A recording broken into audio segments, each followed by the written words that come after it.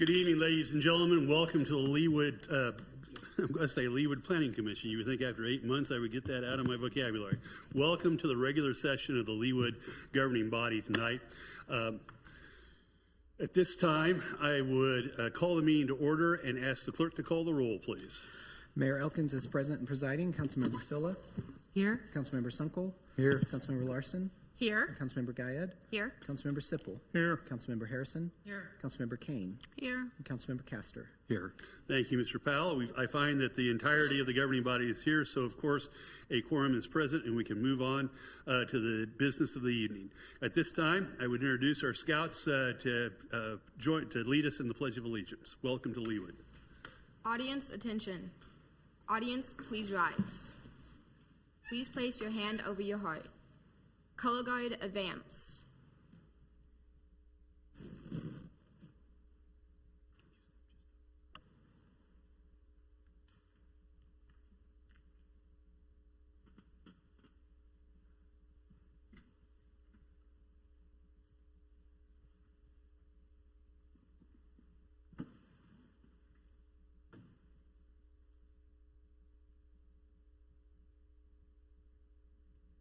Please join me in the Pledge of Allegiance. I pledge allegiance to the flag of the United States of America and to the republic for which it stands, one nation, under God, indivisible, with liberty and justice for all. Color guard, return to post. Audience at ease.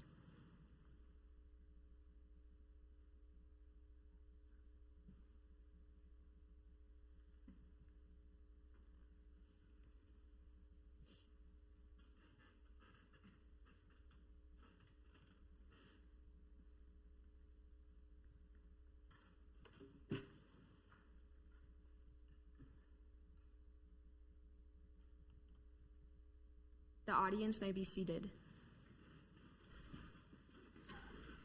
Thank you. Welcome to the Leawood governing body, and if you and your friends could come forward and introduce yourselves, we would be grateful.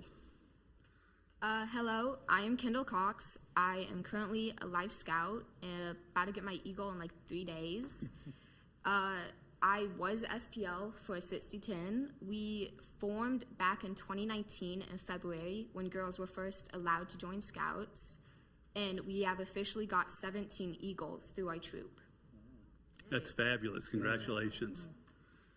My name's Nisa Hathiari, and I'm a Star Scout, and I've been in 6010 for about 3 years, and I've been in Scouts in total for about 5 years through Cub Scouts. Hi, my name is Siona Kansakar. I'm a Star Scout, and I've been in Scouts for 2 years. Welcome. Hi, my name is Stella Vermeer. I've been a Scout for 3 years, and my rank is first class. Excellent. Hi, my name is Zara Cormery. I've been in Scouting for 5 years, and I'm a Life Scout. Welcome. Hi, I'm Faith. I've been here for 1 year, and I'm a Tenderfoot. Well, ladies, we're really glad to have you here. There's no reason why you would know this, but I was actually Scoutmaster for Troop 10 for 4 years, almost 25 years ago. And it just pleases me to no end to see you all here representing Troop 6010. Thank you very much for being here.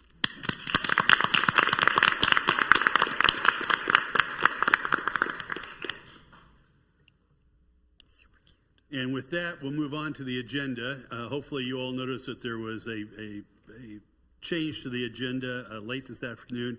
Mr. Powell, are there any other changes to the agenda beyond those that were recently published? No.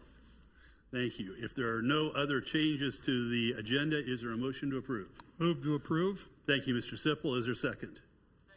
Thank you, Ms. Harrison. All those in favor of approving the agenda as it was finally published, please indicate by saying aye. Aye. Those opposed, same sign. The ayes have it and unanimously, and the agenda is approved. I did not have anybody signed in to make citizen comments this evening, and I have no proclamations, but as you all saw, there were a couple of changes to presentations and recognitions. Our Leawood Police Department has been very busy in a very positive way. Chief, would you like to introduce your officers and tell us a little bit why I asked you to bring them tonight?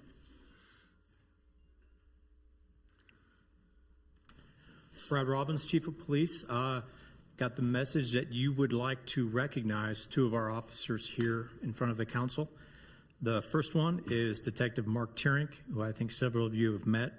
Mark's been with us almost 14 years now, July of 2010, and he has established himself as somewhat of a local expert in electronic Bitcoin thefts and electronic currency crimes. And most recently, he was able to claw back almost half of one person's savings that they were conned into investing into Bitcoin. He got back $19,200. Mark, you want to come up and Detective Teerink, if you could tell us a little than I. more about the incident and your activities, at least those that you can share with us, we'd be grateful. Sure. Thank you, Mr. Mayor, members of council, and city administration. Thank you for having us here. It is an honor and privilege to represent the police department here this evening and talk a little bit about the successes we've had in our cryptocurrency investigations. As Chief Robbins mentioned, we just recently recovered $19,211 belonging to an elderly victim who was conned into depositing $40,000 into a Bitcoin ATM. This is one of approximately a dozen cases or so that we've had since that we've successfully been able to pursue since about mid-2021, when I was handed the first of the cryptocurrency cases and knew little or nothing about cryptocurrency myself at that time. It's been a steep learning curve that I've dragged the chief along up the hill on as we've learned how to do these investigations. And in that time, as I say, we've had about a dozen cases where we've successfully recovered at least part of the funds for our victims. We've traced and frozen funds or assets totaling approximately $1.4 million worth of assets stolen from Leawood victims, and still in the process of recovering more. Of course, none of that would be possible without the support of the city and the administration and the council, and I particularly want to point out the line item that you approved just this year for next year that allows us to keep our license for the software program that we use to do the tracing and the forensics work on these cases. It's critical. It's vital. We couldn't do this work without that support. So thank you much for that. I appreciate it. Unfortunately, for every case that we are successful in, there's dozens of cases that either go unreported or due to their nature or the fact that they're reported late, there's little or nothing we can do. And so the real key, I believe, and a lot of people believe, is education and public information. And that's really what we want to focus on going forward while we do continue these investigations. So any suggestions that you have of groups that we can talk to, of resources we can use to get the information out to people about these scams. Unfortunately, the target audience tends to be older people who aren't very digitally involved necessarily, and when they go to these ATMs because somebody on the phone line tells them to, they sincerely believe they're depositing their money into an ATM machine to protect it, when in fact what they're doing is sending their money to a con artist, usually located somewhere in Southeast Asia or India or West Africa. So again, thank you for your support in our endeavors on these and on these cases and giving us the resources we need to do these investigations. It's very much appreciated. Detective, if you could give us just a little more of a description of how these Bitcoin ATM scams work, and also at the same time, any advice you have for folks who believe they're victims of these scams and what they should do and how fast they should do it. Absolutely. So typically the way these things start is either a computer pop-up ad or something that comes up on your telephone, maybe an unsolicited phone call. A lot of times they pretend that they are from the government and you owe money, or they're from your bank and your accounts have been compromised and they need you to take steps to protect your funds. And so they will direct their victims to go withdraw the cash out of their bank accounts and go to the nearest Bitcoin ATM, which is it's kind of like the term Kleenex. It's a catch-all term for these cryptocurrency kiosks. They call them Bitcoin ATMs. And then what they tell the victim they're doing is they're depositing their money into the ATM to be held safe and to be protected. But in fact, what's happening is they're purchasing Bitcoin with the cash, and that Bitcoin is then being sent to an address that's being provided by the con artist. And once it goes out to that address, there's nothing they can do really to get it back. Time is of the essence in these cases because the digital currency moves very, very quickly, and it gets out onto what's called the blockchain, and it can move instantaneously around the world. But with the forensic tools that are available to us, we can follow that trail and trace these assets to whatever addresses they go to, in the hope that sooner or later they're going to end up at what's called an exchange. It's just like your back when I was traveling around Europe, they had the currency exchanges. You could go in and trade US dollars for, back then it was German marks or British pounds or whatever. Now it's euros. It's the same kind of idea, except for you're exchanging cryptocurrency for either other types of cryptocurrency or cash. And some of these exchanges are friendly to law enforcement. They're cooperative. They're legitimate businesses. Some of them are not. But the ones that are, if you can successfully and timely trace the assets to those exchanges and contact those exchanges in time, they will freeze those assets. And then you can begin the process going to the court to get a seizure warrant and hopefully recover them. So that's basically what we are doing when we get these cases. Anybody who suspects they've been victimized by this type of thing, they need to, as soon as possible, contact law enforcement, their local law enforcement. Just a few years ago, the response to that from most agencies would have been, there's nothing we can do. We can't help you. But that's changing, and that's another big thing that we're working on a lot. We're going to other agencies and not only helping them with their own cases, but just I'm putting on training for their officers to let them know you can do something about these cases. There are steps we can take to try to recover funds, and very rarely, but occasionally actually track down the bad guys too. We had one case where we actually tracked a guy to West Africa, to Nigeria, and I was able to coordinate with Nigerian law enforcement, the Economic and Financial Crimes Commission of Nigeria, and they found the guy, they arrested him, they charged him under Nigerian law, and he was convicted for a crime he committed against a Leewood victim. So there are things that can be done. But again, time is of the essence. Anybody who suspects they've been victimized needs to contact law enforcement as soon as possible. So the lesson to be learned is to do it as soon as possible. And what's really remarkable and amazing for us is to call our local police department. It's not a matter that you have to call the FBI or the Secret Service or anything. We've got yourself and your colleague who are partners in this process and have those skills. And it's a little bit like the Wild West out there when it comes to cryptocurrency still, but we're working on it, and the marshals are starting to help each other out. So. Well, we're very grateful. Thank you. Questions for Detective Teerink? Yes, Ms. Phillip. Well, you answered one of my questions already in terms of you are training other people, and I thank you for that leadership. And I just wonder, are they talking to you about a CSI Leewood TV series? Well, again, the program that we have access to now, that we have our license to, is an incredible program. It allows us to do these investigations, to get into the blockchain, trace the data. I started learning this in 2001. I was 56 years old. I'm 58 now, and I'm a few years from retirement. But if I can learn how to do this stuff and figure it out, these new officers coming up for sure can. And I think there's hope. But again, I think the real key is information and public education on it. Thank you. Mr. Sipple, did you have a question or a comment? I did. Just one fast one for Mark. Without divulging any particulars of this case, what was the hook that caused the elderly citizen to fall for the scam? Was it bank related? Was it your bank account has been compromised, like the example you told? That's exactly what it was. Yes, it was a computer pop-up.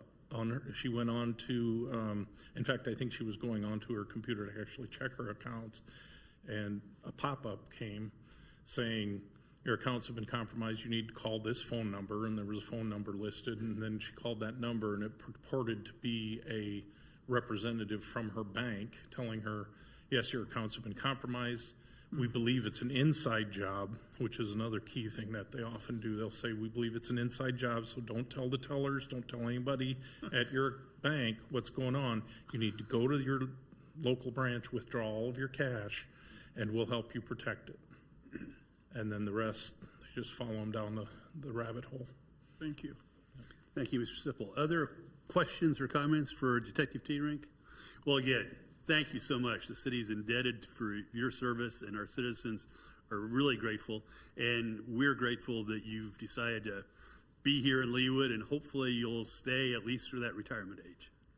Until the fish start calling a little too long, but yes, sir. Thank you, Detective Thank you. Teerink. Appreciate it. Chief, your department's been busy.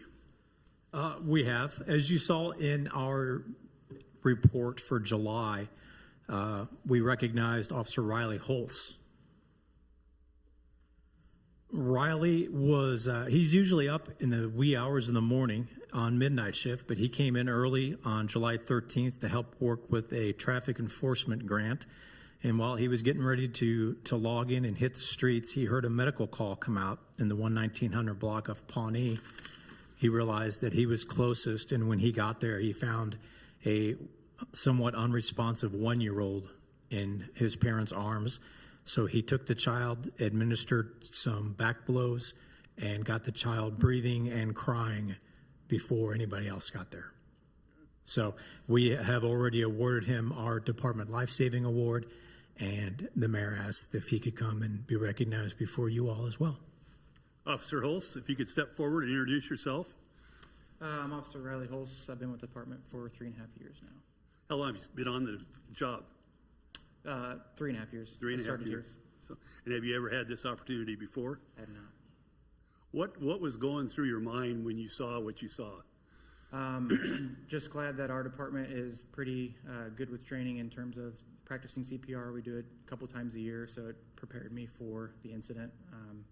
I mean, I saw what I saw, and then I basically, sorry, no, not a very okay. good public speaker, but just saw what I needed to do and utilized my department training to handle the task at hand. Questions or comments for Officer Hulse? Yes, Ms. Phillip. Was that a lesson for every parent to cut the grapes in half? They were sliced. They just weren't sliced small enough, I would say.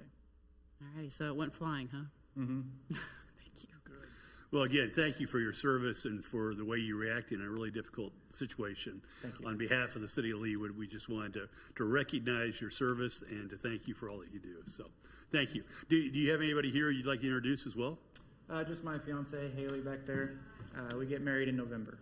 Oh, congratulations. Thank you. Congratulations.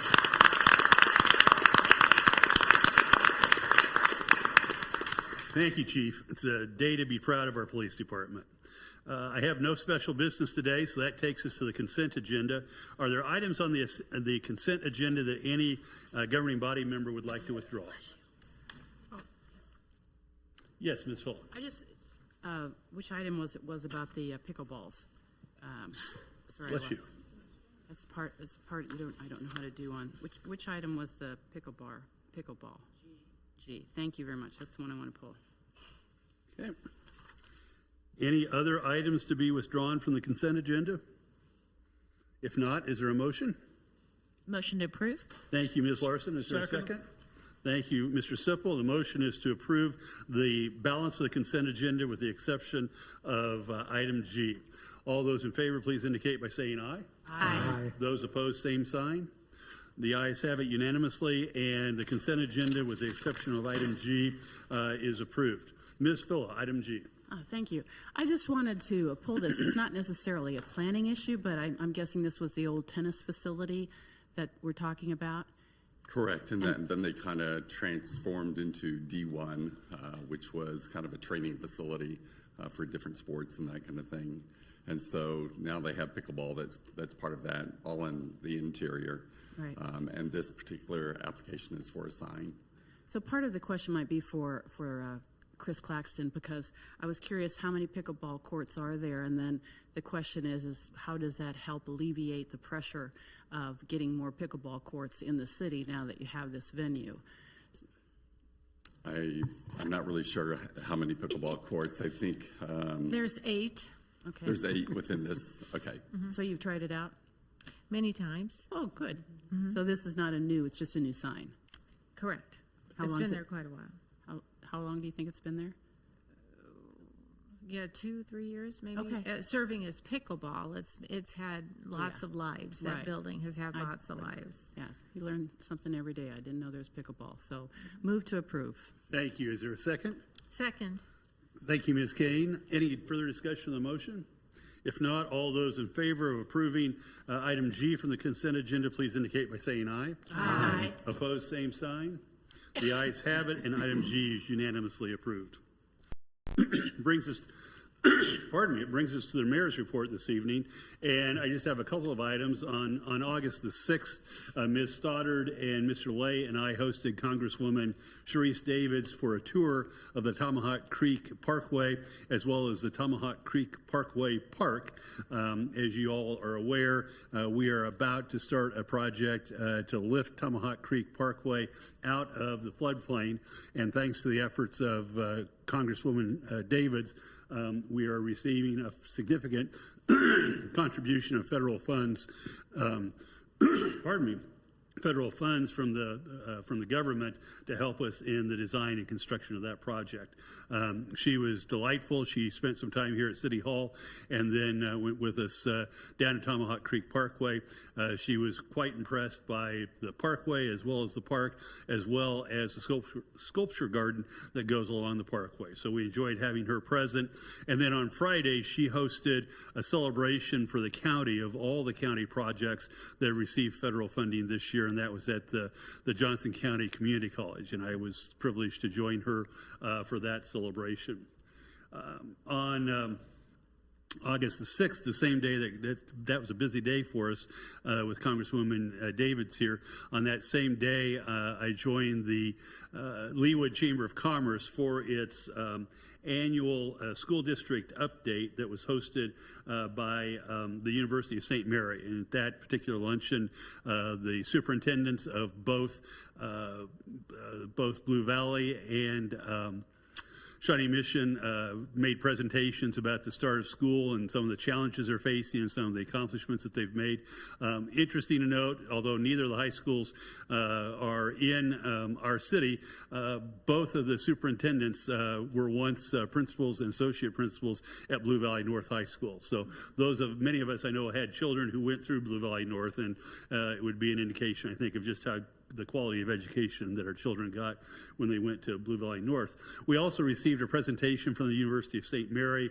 I don't know how many people in Leawood are actually aware of the fact that the University of St. Mary's Johnson County campus is actually located in Leawood, and they moved here just a couple of years ago. And it was interesting to hear about the kinds of programs that they have to assist students that are in high school as they make the transition to college, and in many cases make a transition directly into the workforce.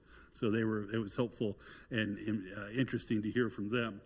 And then last Friday, I joined Councilman Sunkel and Councilwoman Phila to welcome Chief of Staff, which is an executive search firm to Leawood at the opening of their new offices at 8700 State Line Road. It's really interesting. They have a great space there. It's neat to see a new business moving into, I still want to call it North Leawood, although the Homeowners Association tells me to call it Old Leawood, but in any event, in the northern part of the city. And again, great to see a new business move from Kansas City, Missouri to Leawood. And interestingly, they have some really good, relatively not huge space, but a good-sized space. And their CEO invited the citizens of Leawood, if they have need for meeting space, and I know that we're terribly short of that in North Leawood, to reach out to him because they would be happy to work with our organizations to allow meeting space in their office space there. That concludes my report. Are there questions from the council for me? All right. That takes us to council members' reports. Are there any council members' reports this evening? Yes, Mr. Sunkel. I have a quick report. On August 7th, the Bike Walk Committee met, and we are working on revising and updating the bylaws of the committee. And I believe Chair Kevin Corbett is going to meet with you after you talk with city staff about setting the terms for members and for officers. And that's all I have. Yes, I had an exchange with the chairman, and we're having a discussion with staff to talk about the best way process-wise to consider potential term limits on that committee as well as other committees. Yes, Ms. Kane. Yes, on Monday, August 12th, the Leawood Arts Council met, and our charge that evening was for that committee anyway, to determine what they thought was the best and highest use for the park at 96 and Lee. And I noticed today when perusing our new website that there was a flash on the website and a flash on Instagram, and then there's a way for citizens to fill out the survey to give their input as well. So it's hitting the citizens multiple ways, which I think is wonderful, that we're getting all that input from our own committees as well as our citizenry. So thank you for that. Thank you, Ms. Kane. And I would note, too, that survey is a continuation of the survey that we began at the open house of the new fire station. So it's a continuation in our efforts to try to communicate with the citizenry, easy for you to say and even harder for me to say, and to solicit their input as to what the highest and best use of that space is as we move into the next phase of planning there. Any other council or governing body member reports? If not, we'll move to the city administrator's report. Ms. Stoddard, do you wish to be heard? Yes, Mr. Mayor, good evening, and good evening, members of the City Council. A couple of items for you this evening. There is a memo in your packet here related to some suggested next steps on the fire station needs. This is a follow-up to the July 1st work session that we had where the report about the location analysis was discussed. And as you'll see, we're suggesting a request for qualifications for some architects to work on preparing some general conceptual plans, really, and just preliminary cost estimates for a new fire station on the city-owned property adjacent to the Justice Center along Tomahawk Creek Parkway. And then we're also, we would be working on updating the city's financial forecast with the financial projections coming from that exercise, as well as some projections related to the other items that were included in that report, so that we can have a big picture discussion after the first of the year or so on what those impacts are, and we can think about that as we are embarking on the next capital improvements program. And then also just for us to be looking at land opportunities for Station 2 and a fire training facility, that we would just look at monitoring these land opportunities as they become available, and as that will be a piece that we will have to have in place for those two items. And that could be done as relevant opportunities arise. Also wanted to draw your attention to the launch of the city's new website, which happened last Thursday. And I want to thank the communications team that worked really hard on this project. That included Stephen Powell, who was kind of heading that effort up, as well as Samantha Sieben, Beth Brittenstein, and Mark Tepish from the IT department. And really all the departments participated in updating their pages. And so I want to thank everyone who worked on all of that. And I also want to thank the governing body for your support and the resources for us to be able to update that important tool. So we were really excited to get that launched out. It has a number of great new features that we didn't have before. We have emergency alerts and notices that people can sign up for email and text messages. There's a calendar with all kinds of features on it, and residents can sign up for calendar updates in email or text reminders. We have a number of contact forms that submits information and questions to Leawood departments directly. We also have an easy way to report potholes, street light outages, other issues directly to departments through service requests. We have a new news flash function on the page that highlights new events that are happening and new bits of information that we want to get out and share, like the survey information that was just mentioned. And then we believe the site is a lot easier to navigate. So we're continuing to add content to the site. And if any of you happen to see anything as with any kind of a launch, there is inevitably something here or there, please let us know, and we'll get a link fixed or whatever we might need to do. But I'm very pleased with the site as it was launched. And I do want to also remind you of next week's strategic planning session to be held on Monday evening at 6 p.m. It will be held at the Wave at the city pool. So be sure to note that location change so that people don't show up here. It's at the Wave at 6 p.m. and we're really looking forward to launching off our strategic plan. And if Don, I see Don Cobby in the back there.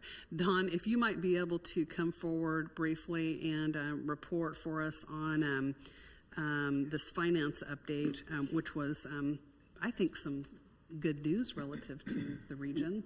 Welcome, Mr. Cobby. I asked Don to provide this to you. Good news is only as good as what's in the paper in the morning, right? These things change rapidly, but we do know that we are doing fairly well in sales and compensating use, at least considering that there's been somewhat of a, I won't say downturn, but definitely a slowing in the growth of that revenue source in different areas around us. So one of the things I did that I don't normally do on our sales tax report is just pulled the state report, which pulls sales tax revenue that is given to the cities from January through whatever period it is, and this is through July of 24. And year over year, we're up about 0.8% in sales tax and 4.3% in use tax. And I think if you look at some of the other communities around us, they are actually below or could possibly be below those amounts. And somewhat this is skewed because we're picking up 2 of last year's months. So we're, from the way we account for things, we only account for them as for the month that actually occurs in. So sales that happened in January are on our books. This essentially pulls in last November and December, which were not great, pretty much across the board. But I think if you look as a whole, the state for this period is up about 1% in sales tax, and we're really close to that. A couple of the other communities in Johnson County are not in the positive over last year. However, I think there were some issues with the last distribution from the state of Kansas. And I also think when you look at the region around us and the things going on in DeSoto, there's obviously some economic activity in spots, but it's not spread. It's not this widespread growth that you would see like in Franklin County is doing well comparative to Douglas County being up less in the total percentage. So I guess there is no real thing to take away from the report other than I feel pretty good knowing that for the year we're running about 2 to 2.5% ahead for the two sources put together when we really thought one was being optimistic a little while ago. So I think we're making headway, and I do feel like just anecdotally the businesses that have come in and some of the spots that have been filled in definitely help that with this community not having some of the big box stores and other things as sources. We count on those revenue sources from restaurants and activities for people to participate in. So We just wanted to provide it something you haven't seen before. Happy to ask questions about it, but to get to apples and oranges takes a lot of work, so it's a little difficult to do that here, but I thought it was a good snapshot in time. Mr. Cobby, can you refresh us on the difference between sales taxes and use taxes? Sure. I always struggle a little bit with that. Well, it's not completely clear either. Sales taxes in Kansas are anyone with a site that's something that is purchased within the jurisdiction or within the state of Kansas that ships to a location here. So a really odd example is Walmart, who has a shipping service. They have locations obviously in Kansas, but when they ship something to somebody's home, it's taxed sales tax, same rate. They just put it in one category. All other services that are provided by somebody who doesn't have a site in Kansas is supposed to be a use tax. However, several of Lowe's and other people show up on our use tax sometimes. So the standard definition of that is, I think, has been changed from what it generally was, but it was the difference between out-of-state people that weren't in Kansas doing business in Kansas, and it was a tax to make up for the sales tax that would have been collected. So gross simplification, but retail sales that come over the internet from locations outside of Kansas, that makes up a significant portion of those use taxes. That is a large portion of it, but sometimes it gets reported as sales, sometimes as compensating use. I think it's not going to be long before we all just kind of chuck those two things away and just start reporting it all as one, sales and compensating use together, because they're so intermingled now compared to where they were 3 years ago. And I think the changes in the tax law have done that quite a bit. Thank you, Mr. Cobby. Questions for Mr. Cobby? If not, we appreciate. Right. Glad to help. And I guess the news is that for at least 2024, we're in generally good shape from a revenue standpoint. Yes. Okay. Very good, sir. Thank you. Ms. Stoddard, one additional question for you. Crucial to my mind is for the strategic planning session next week. Will dinner be served? Yes, Mayor, it will be. Right. We will have some light snacks that you can snack on through the evening. So, and we want everyone to be comfortable, and we'll be sending some information for you to what to anticipate at that meeting here later this week. No bathing suits required. I'm sorry? No swimsuits required. No. Well, not unless you'd like to at the break. Depends on how you're comfortable, right? So, any other questions or comments from Ms. Stoddard in her report? Well, thank you, Ms. Stoddard. We really appreciate it. And again, our thanks to Beth and Stephen and Sam for the work that they've done on the new website. It really looks slick. Appreciate that. Takes us to item 12, the committee recommendations. And with that, I will call Planning Commission case number 52-24, an ordinance approving a special use permit for Moley Properties, LLC, off-site and off-street parking. Mr. Klein, do you wish to be heard tonight? Yes, Mr. Mayor. Just a minute, I'll pull up a PowerPoint here real quick that just has a couple of slides on each one. Okay, the first one that we'd like to talk about is Moley Toyota, 104th Street and State Line Road. This is an application that actually was before the governing body previously, and it was remanded back down to the Planning Commission. Really, the primary reason for the remand was the fact that there was some additional information that the applicant had with regard to the cost of as far as redoing the surfacing of the parking lot. What they are requesting as far as to renew the special use permit they currently have. They were requesting originally 10 years. I think staff originally said 5 is what we were recommending. The Planning Commission recommended 3. It came to the governing body, and that's when the applicant had that new information, so they remanded back down. They actually were approved as far as by the Planning Commission for 5 years. However, there were a couple of changes to the stipulations that they made. One was to go from 3 to 5 years, but the other one is that since they are getting 5 years, they wanted them to do a mill and overlay. So, and that was really what most of the conversation was, that If it was 3 years, they didn't feel comfortable as far as investing, as far as in a full mill and overlay. They just wanted to resurface the lot on the surface and then do the restriping. However, if they got the 5 years, then they would be required to do the mill and overlay to really kind of take it down to the bare base and build it up again. And so, which would be a much more expensive but much more lasting project. I'm happy to answer any questions. Thank you. Questions for Mr. Klein? If not, is the applicant here this evening, and does the applicant wish to be heard? Good evening. If you could step forward and state your name and your business address, we'd be grateful. Ben Bigham, Polson Law Firm, attorney for the applicant.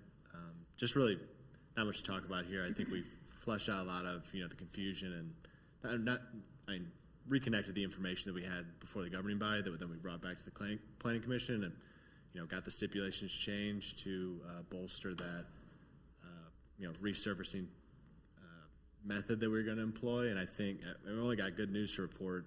I actually got these pictures in today. I don't know if we can show them on the projector. Sure. That's upside down. That's an image of the site now. It's still got to get restriped, but it has been milled, resurfaced. Restriping's next. We've worked through everything with Water 1. And so, yeah, everything's exactly as we discussed, and we really appreciate taking the time to hear us out, let us go back to Planning Commission, and us to discuss it with Planning Commission directly. Well, it's certainly a dramatic improvement over the pictures that we saw before, so thank you for that. Questions for the applicant? Mayor? Yes, Ms. Kane. Is that the repaired fence, and what exactly happened to the fence that was part of the stipulation? So yeah, the fence discussion was for some missing pickets. I have an email out to our contact with the applicant to talk through that and just make sure that the repairs of the missing pickets has been done as promised. So I don't have an exact answer on the missing pickets and what's been done to the fence to remediate it as per the updated stipulations, but I should have an answer, and we'll be working out within that 90-day window that we have post this hearing today. Well, I'm glad this worked out for everyone, because I think it was a logical solution, and I appreciate the Planning Commission and the next four subject matters doing their due diligence and doing a lot of our work, it seems like sometimes. So thank you for Planning Commission, and thank you for the update. Yeah, we really appreciate from the applicant's perspective just the dialogue we have with the governing body and the Planning Commission. So thanks again for hearing us out and letting us work through this with everybody. And I think, like Councilmember Kane said, I think we all reached a conclusion that we appreciate here and we're happy about. So thank you. Thank you, Ms. Kane. Other questions for the applicant? Yes, Mr. Sipple. Was this particular property, the picture that you had with the fence, was that underwater during the high water event in early July this year? I don't believe of early July this year, but I believe, I don't know the exact time it happened, but a couple of years back. But not this year, but in prior years? Prior years, yep, it has happened, okay, yes. All right, thank you. Yep. Thank you, Mr. Sipple. Any other questions for the applicant? If not, Mr. Klein, do you have any follow-up? No, just happy to answer any questions if I can. Thank you. Any other questions for Mr. Klein? If not, is there a motion? Ms. Kane? Move to approve. Thank you. Is there a second? Second. Thank you, Ms. Filla. Any discussion of the motion? All right. This matter does require a roll call. If the clerk would call the roll, please. Councilmember Filla? Aye. Councilmember Sunkel?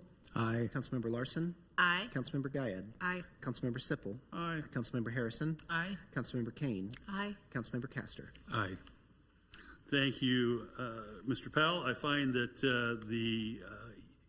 the ordinance is unanimously approved, and we'll move on. Thank you. Mr. Klein, with that, I will call planning case number 68-24. Okay. Please proceed. Okay, Mr. Mayor and members of the City Council, this application is for Church of the Resurrection. The applicant is asking for approval of a special use permit, preliminary plan, and final plan. The slide that you have right now kind of shows you as far as where the project is located at. So You have the original building that was located on the east side. This is just located on the west side of that building, in between the first building and then the second building that was built to the west. It is kind of located up. Can I try one? I don't think they can see what you're showing.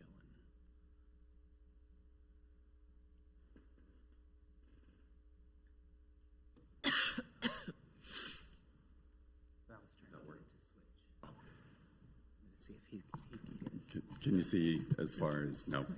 You can't see it. Okay.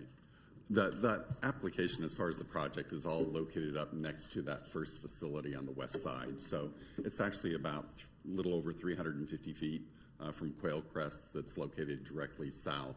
So there's quite a distance that's in between there. What they're proposing is to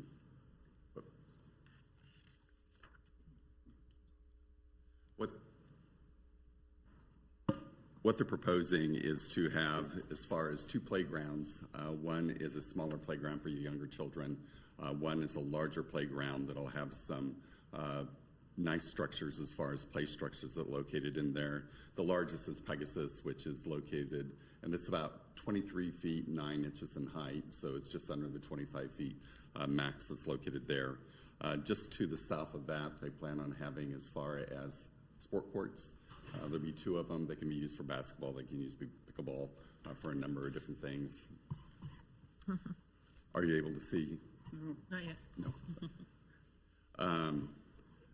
So the pickleball sport courts will be able, they're fenced, and so they'll have I believe a 12-foot fence. It'll be PVC coated. And then they'll also have some evergreen trees that will be located just to the south of that. So that'll be another buffer and block from the properties to the south. And here I can show you as far as and you can see this now, is that right? Okay. The slide on the left actually shows as far as the general site plan, where they have different things that are located. At the far south end of it is where the sport courts are.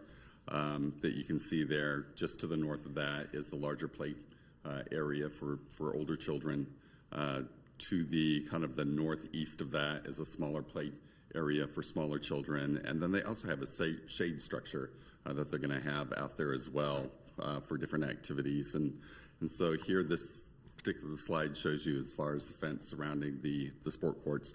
There will be no lighting. I know that there's lighting that's shown in this, but there is no lighting as far as for the sport courts, and they will be available to anybody who wants to play on them. That's not something that they're probably going to advertise, but anybody who wants to play on that equipment can come and use the sport courts and the play equipment. And just the other slide there is actually a shade structure that they'll have as well. Cool. And I'll be happy to answer any questions. Thank you. Questions for Mr. Klein? Yes, Ms. Larson. I don't have a question, but it's probably important for me to mention that I'm a member of the Church of the Resurrection, but I don't see that would interfere with my objectivity for this decision. Thank you, Ms. Larson. Yes, Ms. King. I think it's a most generous offer that it's open to the public. Is it open to the public at certain times of the day when school is not in session, or? That's not my understanding. They didn't really give certain hours. That may be a good question for the applicant, though. They might be able to clarify. Thank you. Thank you, Ms. King. Mr. Sipple. Mark, is this going to be tennis or pickleball? It is going to be basketball, pickleball. It'll have a variety of different uses that they can actually have for the sport court. I think they did indicate that pickleball would be one of the things that they could do there. But I believe there are also basketball will be another. Are the neighbors to the south, are they concerned about pickleball noise? Has anybody raised a concern about that? We did have a couple of people come in with regard to the south, located along there. However, as soon as they found out how far it was away from their properties, they didn't really have any issues. There's a berm there, I know, and then there's trees.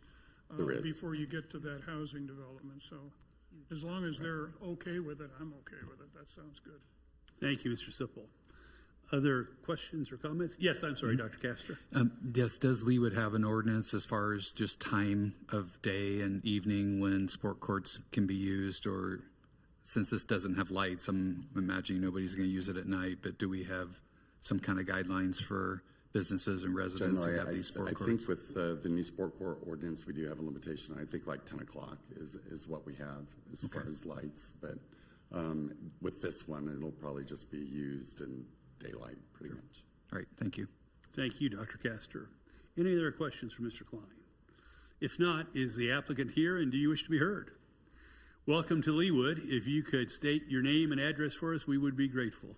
Good evening. I'm Brian Hochstein with MKEC Engineering, 11827 West 112th Street in Overland Park, Kansas. I think you guys have everything in front of you. Don't have a long presentation or anything for you this evening. Just here to answer questions. To follow up on some of those I've already heard, the primary use of the sports court is basketball. The only fixed pieces we have out there are basketball hoops.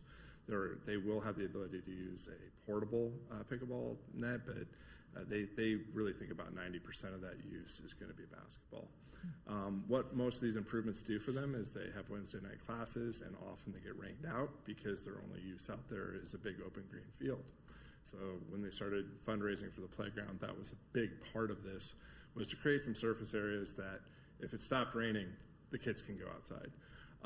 And so that's a big use. And then as far as public use, it is open to the public. Like they said, they're not advertising it, but this is an amenity that they want. We've worked with staff to make sure there's bike racks so that people can access it, and it's on the bike plan, I know.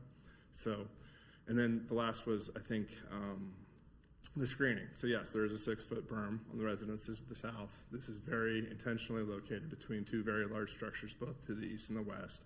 And then we've added over 20 trees to the south side of the basketball, and they are evergreen trees. So they'll start at 6 feet, and they'll grow to 25 feet to 30 feet in height. So we've really tried to hit the mark and had pretty decent response from most of the neighbors. So, but I'll take any questions you guys have. Thank you, Mr. Holstein. Ms. Harrison. Hi. Do you have a preschool on site? I can't recall. So they have a preschool on site. We have not done any work with that. Their playground is interior to the structure, so they have that. There is some play. This is generally thought to be for the older kids. Most of the play structures are 5 and up. It's the general intent. Of course, if they can play them, they will. We've got a few accessibility pieces as well, because they do have individuals with disabilities that they serve. So there are some multifunctions there as well. Excellent. Thank you. Thank you, Ms. Harrison. Ms. Kane. So not to belabor this point, but is the basketball court striped for pickleball, and are there nets there? No, the striping for it is for a basketball court, and it's really, I say basketball court because it's not a full court anyway. It's basically 4 hoops on a rectangle. I'm not going to say they won't stripe it for pickleball, but that hasn't even been decided yet.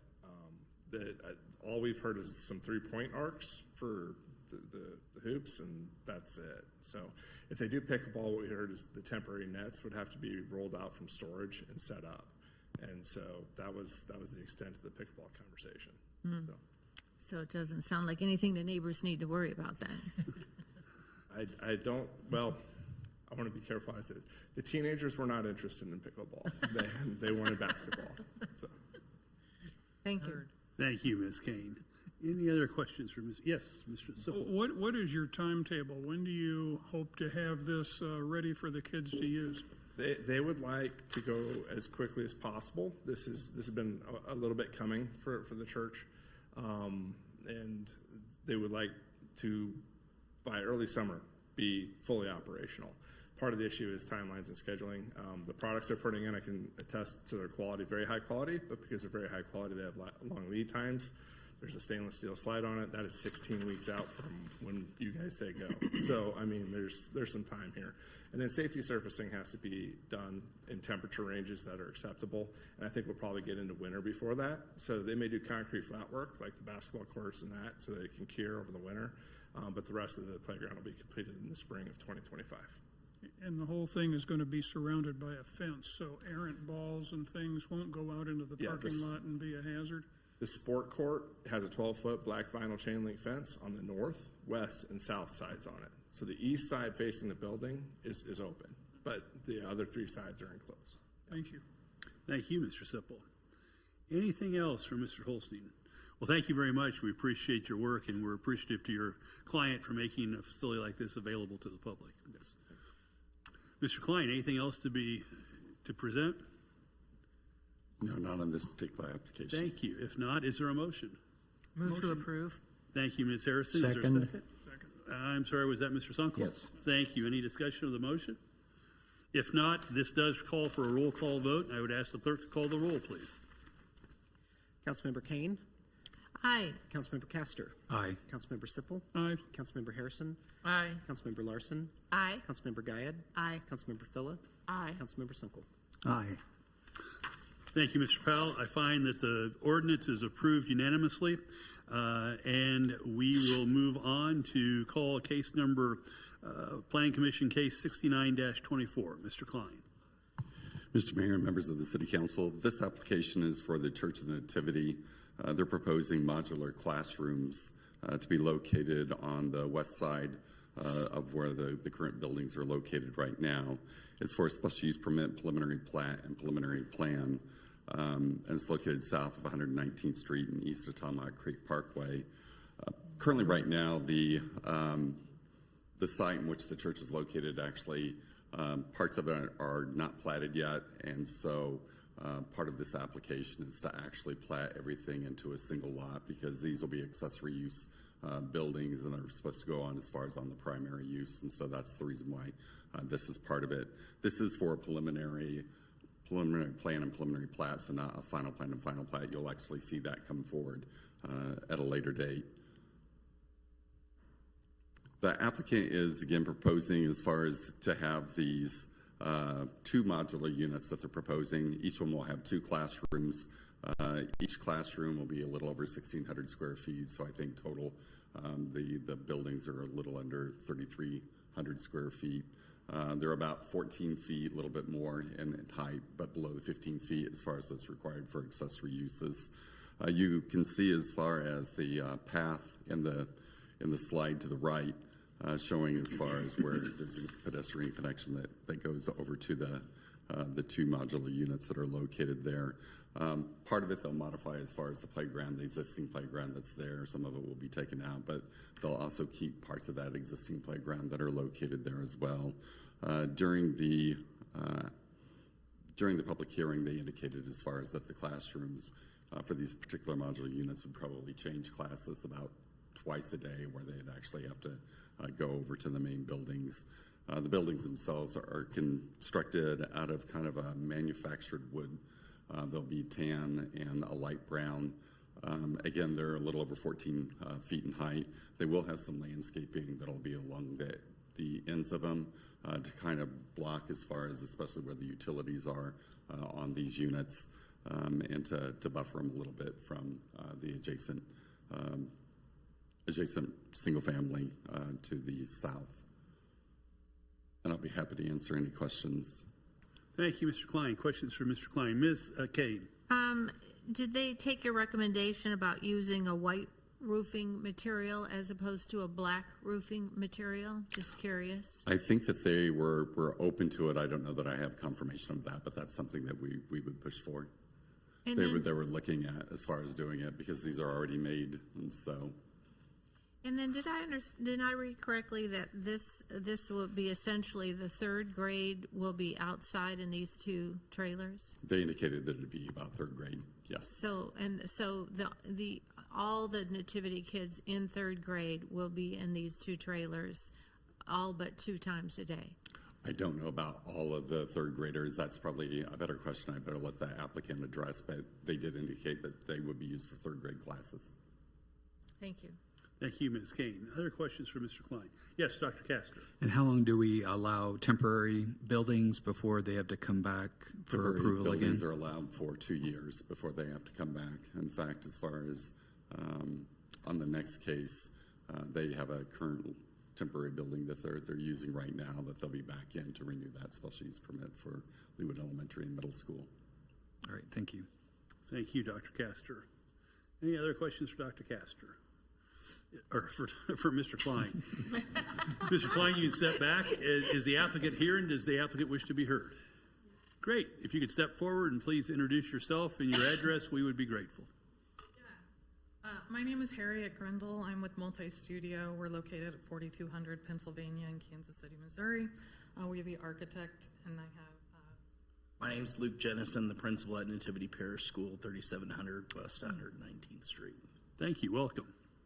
So I did have a second slideshow here just that kind of highlighted a couple items, kind of a summary of what we're looking for. This just thought it might be a little bit easier. There's no increase in enrollment with this, but they're looking to serve their current student population and give them more appropriately sized classrooms and spaces within the existing school for 21st century learning. We're located approximately 250 feet from any public right-of-way, and there's significant landscaping between the public right-of-way and any of the modular units. And these are located in a way that will allow for a future permanent expansion.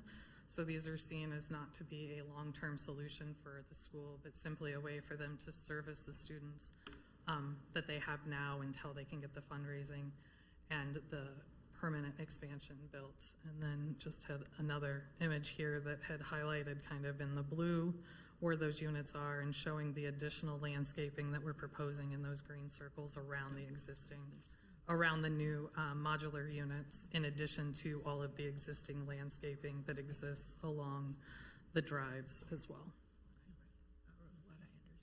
Thank you. Ms. Kane, did you have a question about the roofing material for? I'm just curious. We are currently exploring options with the modular classroom manufacturer as to what their standard colors that they'll have available for us. As they stated, these are kind of a pre-manufactured unit that they come packaged and they have a certain stock available. So we're working to make sure that we can address that to the best of our ability. May not be white, but we're looking to identify a lighter color option for that roofing. Right, thank you. Thank you, Ms. Kane. Ms. Harrison. I was just going to say that for anybody who has concerns about these modular units, as a former educator, they were at Barstow when I was there for kids, and we never had any concerns or issues about heating, about the walk outside, even when it was cold out. These kids, they don't wear coats and they don't wear pants all winter, so they're fine. But that they're really sturdy and comfortable, and everything in them is brand new. So sometimes they're a big improvement over what you have in the other part of the school. So I have no concerns at all. Thank you, Ms. Harrison. Other questions for the applicant? I guess I have one more. Yes, Ms. Kane. Do they have bathrooms? Yes, each unit will have its own restrooms for the students within those classrooms. So they won't have to leave the building for anything when they're in there for their educational purposes. Thank you. Thank you, Ms. Kane. Any other questions? If not, we thank you for your presentation. Mr. Klein, do you have anything additional? No, Mr. Mayor. If not, I would entertain a motion to approve Planning Commission Case 69-24. Move to approve. Thank you, Mr. Sipple. Thank you, Ms. Larson. Any discussion of the motion? This does require a roll call vote, so I'll ask the clerk to call the roll, please. Councilmember Larson? Aye. Councilmember Guyad? Aye. Councilmember Sipple? Here, yes. Councilmember Harrison? Aye. Councilmember Kane? Here. Councilmember- See, now you got me doing it. Aye. Councilmember Castor? Aye. Councilmember Phillip? Aye. Councilmember Sunkel? Aye. Okay, I'm a little bit confused, but I think that it's a unanimous vote in favor of Planning Commission Case number 69-24, and the ordinance is adopted. The council will now call Planning Commission Case 75-24, an ordinance approving a preliminary plan and final plan for Leawood Elementary Middle School for a building addition and parking lot expansion. Mr. Klein, please proceed. Thank you, Mr. Mayor. This application, as you indicated, is for Leawood Elementary and Middle School. They're doing a building addition, proposing a building addition, and also an expansion to their parking lot. And if you look at the slide that's currently on up on the projector right now, you can kind of see as far as the location of the addition, as well as where they propose as far as modifying the parking lot. The addition itself will be about 6,550 square feet. They are coming in as far as you'll see them probably this next month with regard to renewing as far as their special use permit for the modular classrooms that they currently have. After they finish this addition, then those would then go away, is what they indicated. Here you can see as far as a little bit better as far as a close-up as far as the parking lot expansion that they're proposing. They're proposing to add 78 parking spaces for a total of 188 parking spaces. The minimum requirement is 160, so they're actually exceeding that by a little bit. But there has been some complaints from some of the residents around that as far as people being located on the streets to pick up their kids, and they think that this will really kind of help alleviate that. Oh.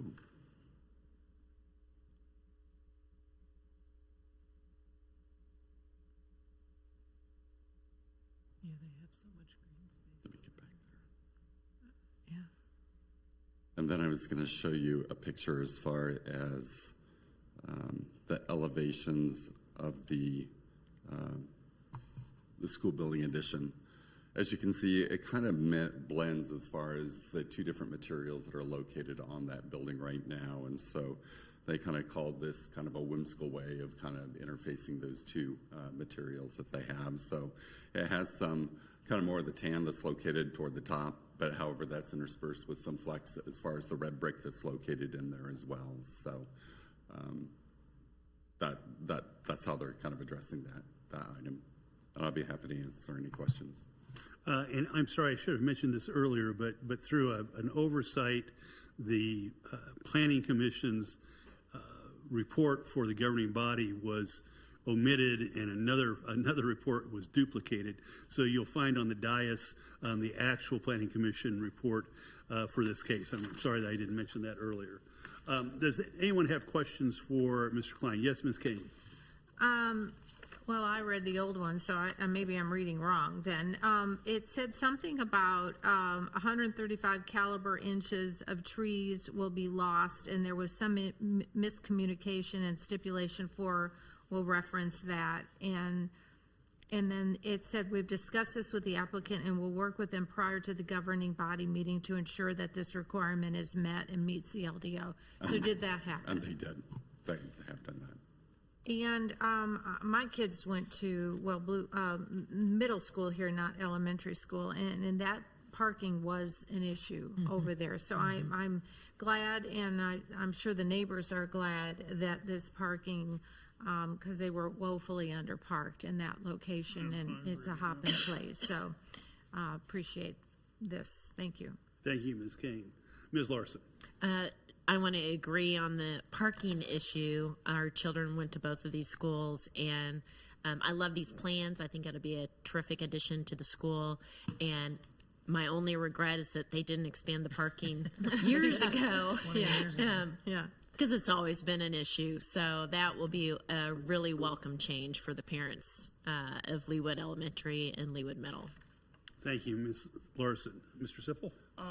And this you said that modular classrooms will be put in this site.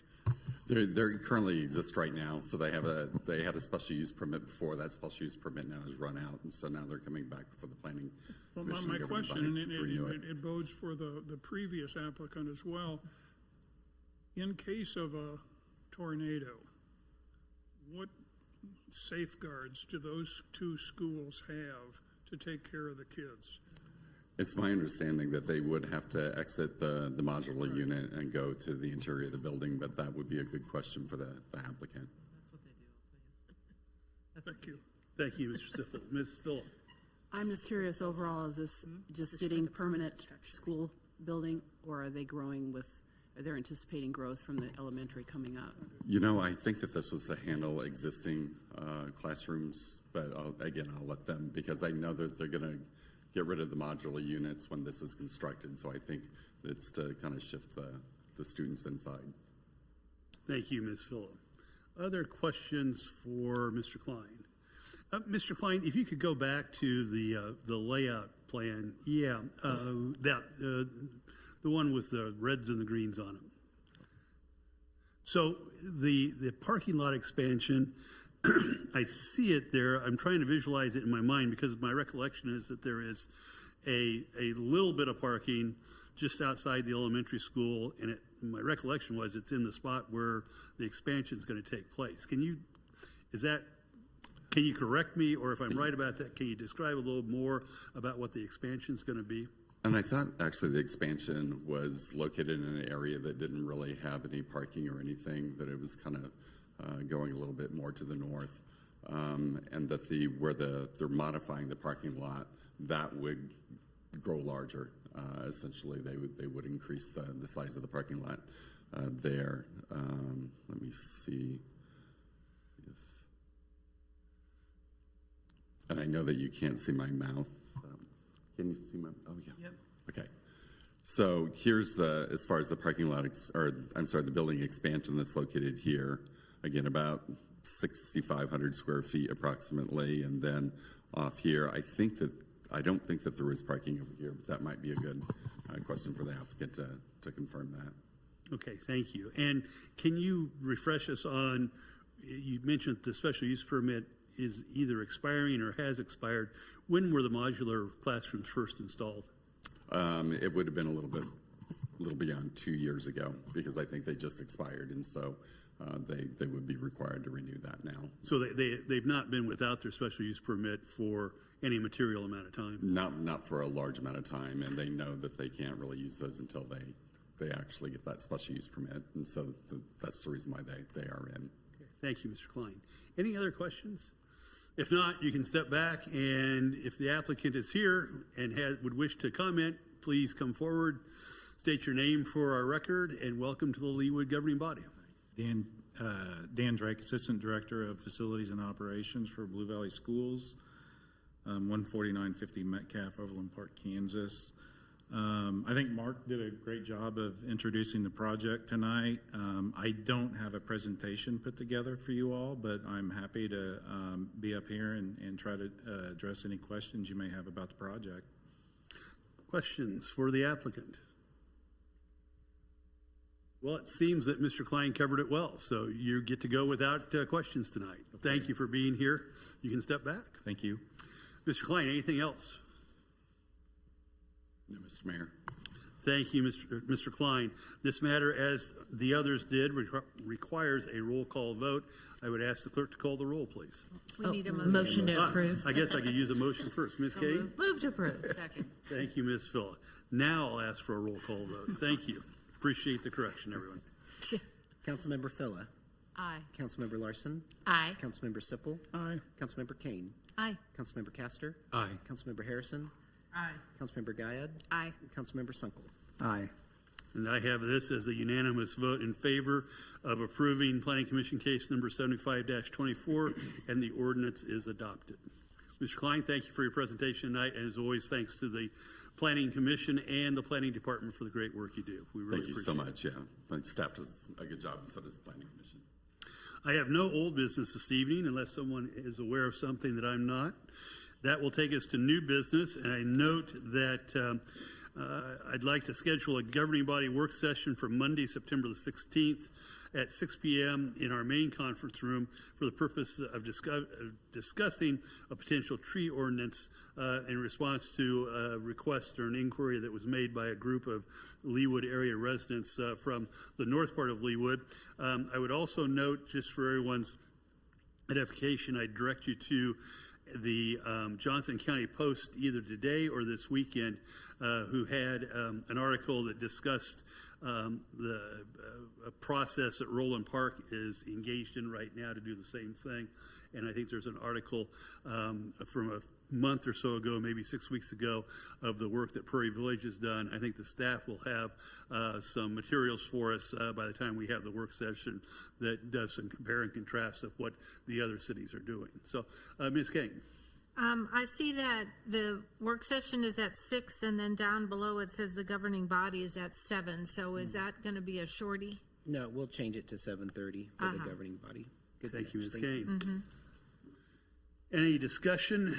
If not, is there a motion to approve scheduling the governing body work session for Monday, September 16th at 6 p.m.? So moved. Thank you, Dr. Castor. Is there a second? Second. Thank you, Mr. Sunkel. Any discussion of the motion?